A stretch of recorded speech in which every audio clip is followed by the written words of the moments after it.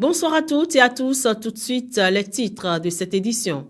Ce samedi 14 février, le monde célèbre l'amour.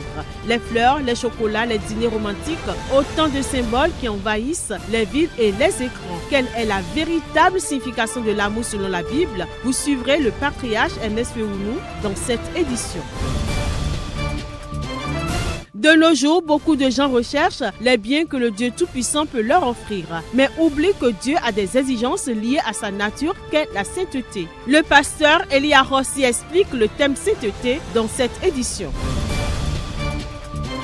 Au cœur de Cotonou, le chantier du pôle stade Général Mathieu Kérékou avance à un rythme soutenu. Engins lourds, ouvriers casqués, équipes techniques s'activent quotidiennement pour donner forme à ce projet d'envergure, symbole d'une nouvelle dynamique infrastructurelle au Bénin. Vous suivrez à nouveau le reportage dans cette édition. Chaque 14 février, le monde célèbre la Saint-Valentin, l'amour, les fleurs, les chocolats, les dîners romantiques, autant de symboles qui envahissent les villes et les écrans. Mais derrière cette fête très commerciale, quelle est la véritable signification de l'amour selon la Bible et pourquoi cette journée a-t-elle été instaurée? Le patriarche Ernest Wewunu répond aux questions. Le véritable amour, c'est de donner sa vie pour son prochain. Jésus nous dit qu'il n'y a pas de plus grand amour que de donner sa vie pour ceux qu'on aime. Mais pratiquement, l'amour, c'est tout simplement faire passer les intérêts des autres avant son propre intérêt. Je dirais, l'amour, c'est faire à autrui ce qu'on aurait aimé qu'on nous fasse. La Saint-Valentin, ce n'est pas parmi les fêtes bibliques. La Saint-Valentin aurait eu pour origine, au IIIe siècle, un prêtre nommé Valentin qui, contrairement à l'édit de l'empereur Claude II, mariait secrètement les couples, alors que le dit de l'empereur interdisait les mariages. Donc ce prêtre célébrait secrètement les mariages et lorsque cela a été su, il a été décapité. Alors, en souvenir à ce prêtre, les gens ont décidé de faire de ce jour-là, où il a été décapité, la fête des amoureux. La seconde, il paraîtrait qu'une fête semblable était célébrée déjà par les Romains, cette fête qu'ils appelaient les Lupercales. Les Lupercales. Donc c'est une fête où on célébrait la fertilité et on aurait, à partir du IIIe siècle, joint ça à l'acte qu'a posé le prêtre Valentin et bon, c'est devenu la Saint-Valentin. Le patriarche Ernest Wewunu, fondateur de la mission internationale d'évangélisation du réveil spirituel, MIES, insiste, un chrétien ne doit pas attendre une occasion particulière pour manifester son amour à son conjoint. Et même dans les moments d'affection, il faut toujours savoir raison garder. Conformément à la parole de Dieu, je crois que le chrétien ne peut pas célébrer la Saint-Valentin telle qu'elle est faite là. Le chrétien ne doit pas y prendre part. Le chrétien a toujours aimé et devrait toujours aimer parce que notre Dieu est amour. On ne doit donc pas attendre un jour particulier pour célébrer l'amour. En tant qu'enfant de Dieu, nous devons célébrer l'amour à tout moment, à tout instant. Attendre un jour particulier pour manifester son amour à son conjoint, je trouve que c'est laisser la volonté de Dieu pour faire la volonté du monde. Pour nous, les chrétiens qui veulent célébrer cette fête, je dirais, il faut vraiment être équilibré. On peut prendre le côté positif, n'est-ce pas, et montrer à sa conjointe que oui, on l'aime, n'est-ce pas, mais pas le côté négatif de la chose où on fait ce qu'on veut. Bon, je ne veux pas aller trop dans les détails, mais on peut commettre toutes sortes d'infidélités, d'adultères, et ceci, c'est pas ce que Dieu veut pour les enfants de Dieu. Le monde peut le faire, mais pas les enfants de Dieu. Il faut savoir raison garder et ne pas tomber dans le péché ce jour-là où on veut montrer son amour. De nos jours, beaucoup de gens recherchent les biens que le Dieu Tout-Puissant peut leur offrir, mais ils oublient que ce Dieu a des exigences liées à sa nature qu'est la sainteté.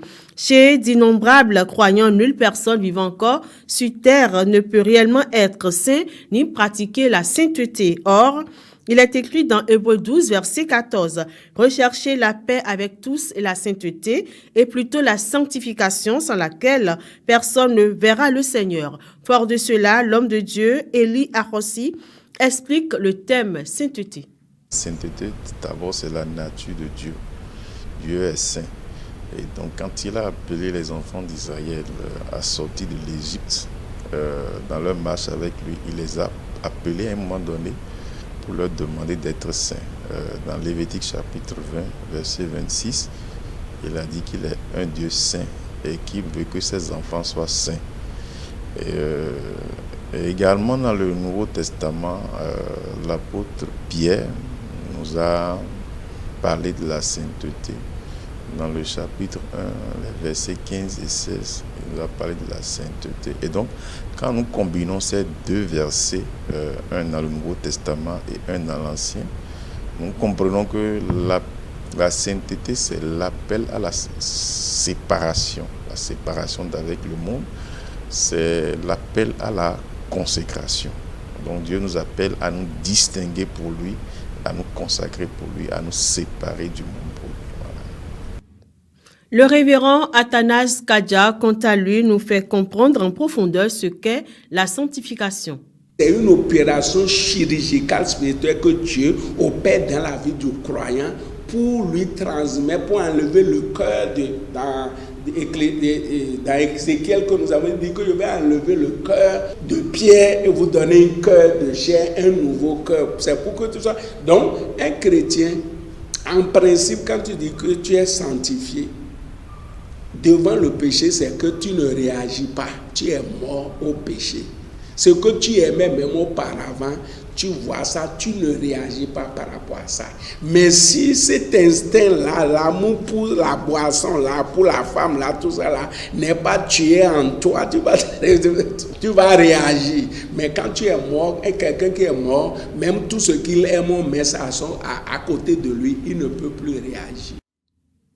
Aujourd'hui, trouver une église est très facile, mais trouver la bonne devient pour beaucoup un véritable chemin de discernement. De la multiplication des églises aux promesses spectaculaires, en passant par des messages parfois contradictoires, une question s'impose aux fidèles. Comment reconnaître une église qui conduit réellement à Dieu et non à une qui en donne seulement l'apparence? Suivons le reportage que nous propose Félicité Bouton et Credo Defli. Elles sont partout. Au coin des rues, dans des maisons transformées en temples, sous des bâches et bien d'autres. Aujourd'hui, ouvrir une église semble plus facile que jamais. Mais pour les fidèles, choisir où prier devient un véritable exercice de discernement.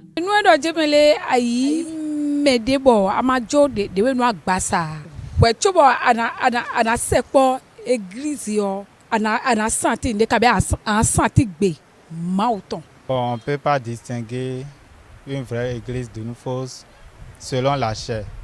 Même la Bible nous parle des faux pasteurs et des vrais. Mais celui qui n'a pas l'esprit en lui ne peut pas distinguer le vrai du faux. Aussi l'église de Magnon. Mais il y a ce qu'on a fait l'église de a to bien aider détermine kana yi bo e la do ngenu kon yi wa no mi le e lo dian église e lo di église fite mi kana yi bonado mo won gan ni a bien aider me de duro aider me et si à lui à ça. Face à la prolifération des assemblées, la Bible reste le repère fondamental. Pour le révérend Kpade, ce n'est ni le discours ni les apparences qui authentifient une église, mais les fruits qu'elle produit dans la vie des fidèles. Quand vous allez dans Matthieu 7, le Seigneur Jésus lui me l'a dit. C'est à leurs fruits que vous les reconnaîtrez. C'est à leurs fruits. Les aiguilles pilules. Vous pouvez aller dans n'importe quelle assemblée. Quand vous allez là-bas, observez le culte, du début jusqu'à la fin. Observez la vie que ceux qui sont là mènent. Voyez s'ils mettent en pratique ce que la parole de Dieu dit. Est-ce que le pasteur met en pratique ce qu'il prêche? Est-ce que les diacres, les diaconesses mettent en pratique la parole de Dieu? La Bible dit que c'est spirituellement qu'on en juge. Si vous avez l'Esprit de Dieu, vous saurez si Dieu est là ou pas. 2. Si vous passez du temps là-bas, vous allez voir la vie que les gens mènent, la vie que les dirigeants mènent. Et c'est ça qui doit vous alerter. Dans la prédication de l'Évangile, ce que le pasteur prêche, est-ce qu'il prêche toute la totalité de la Bible? Ou il soustrait délibérément certains passages et en rajoute? La Bible dit, vous n'ajouterez rien, vous n'en retrancherez rien. Si on prêche contre l'adultère, et que les gens vivent dans l'adultère, le prédicateur lui-même vit ou bien dans certaines églises, vous voyez que le dirigeant, il a 2 femmes. D'autres ont 3 femmes. Et ils s'en vantent pour dire que la Bible n'interdit pas ça. Si vous allez dans l'Ancien Testament, David a eu plusieurs femmes, Abraham a eu 2 femmes, et Agar et choses-là, Sarai, etc. Quand vous entendez ces choses, la Bible dit, fuyez. Dans un paysage religieux de plus en plus dense, la foi ne doit pas exclure la vigilance. Discernement, connaissance des Écritures et responsabilité personnelle. Reconnaître une vraie Église reste avant tout une démarche spirituelle autant qu'un choix éclairé. Ils sont nombreux aujourd'hui à remplir les églises chaque semaine. Mais être présent sur un banc d'église suffit-il pour marcher avec Christ? Derrière cette question, une réalité. La foi ne se limite pas toujours à un lieu ni à des habitudes religieuses. Alors, suit-on Jésus ou simplement une organisation? Le révérend Ferdinand Glaglanon répond à la question. La religion et suivre Christ ou connaître Christ, ce n'est pas la même chose. La religion, c'est la manière des hommes, la pratique de faire donc des hommes pour atteindre la divinité. Ça, c'est la religion. Tandis que suivre Christ ou bien connaître Christ, c'est Dieu qui s'est révélé et qui nous a dit comment le connaître et comment entrer en relation avec le Dieu Tout-Puissant, créateur donc des cieux et de la terre. Donc suivre Christ dans ce domaine-là, ce n'est pas une religion. C'est retrouver le potentiel pourquoi nous avons été créés. C'est de connaître Dieu et de le faire connaître. Le révérend Ferdinand Glaglanon insiste, suivre Christ n'est pas une option mais un engagement qui s'impose à tout croyant. Selon lui, la véritable foi dépasse les habitudes religieuses et appelle à une transformation de vie. Connaître Christ s'impose. Ce n'est pas une question de si je veux ou bien si... Non, c'est une nécessité. Pourquoi Christ? D'abord, Jésus, c'est le salut pour l'humanité. Le mystère caché de tous les temps que les prophètes de l'Ancien Testament ont cherché et ils n'ont pas trouvé, c'est Christ, Christ en vous, l'espérance de la gloire. Jésus, quand il est venu, il s'est présenté. Je suis le chemin, il n'est pas un chemin. Je suis la vérité, il n'est pas une vérité. Je suis la vie et non une vie. Donc Jésus est le seul chemin. Il n'y a pas d'autre chemin.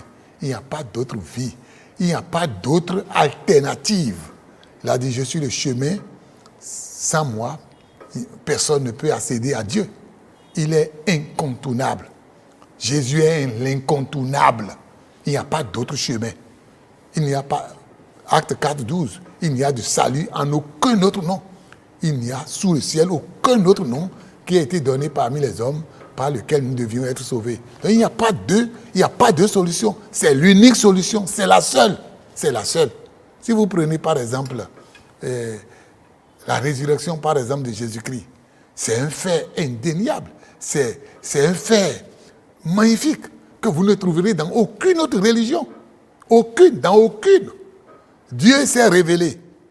Dieu, l'unique créateur des cieux et de la terre, s'est révélé et a eu son apogée en Jésus-Christ. Jésus-Christ est la révélation finale de Dieu.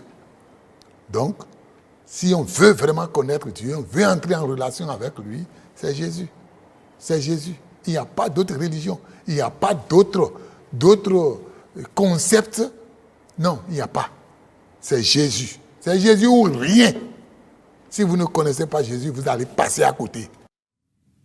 Un dernier élément dans cette édition. Au cœur de Cotonou, le chantier du pôle Stade Général Mathieu Kérékou avance à un rythme soutenu. Engins lourds, ouvriers casqués, équipes techniques s'activent quotidiennement pour donner forme à ce projet d'envergure, symbole d'une nouvelle dynamique infrastructurelle au Bénin. Reportage. Sur le site, le balai des machines ne s'interrompt presque jamais. Entre travaux de terrassement, élévation des structures et aménagement des espaces connexes, chaque étape est exécutée avec précision. L'objectif est clair, doter le pays d'un complexe moderne capable d'accueillir des compétitions nationales et internationales dans des conditions optimales. Au-delà de la modernisation des installations sportives, ce chantier représente également une opportunité économique. La consistance des travaux, c'est bien sûr la construction d'un pôle commercial qui devra abriter des espaces de vente. Bien sûr aussi des locaux techniques, des espaces administratifs. Mais qu'est-ce qui rentre dans ces espaces de vente? C'est que nous avons deux types. Le premier type, ce sont des étals. Le deuxième type, nous avons des boutiques. Les étals sont d'une superficie d'environ de 5 mètres carrés environ. Les boutiques, nous en avons deux. Nous avons la majorité des boutiques qui sont déjà environ 250, qui ont une surface de 12 à 15 mètres carrés.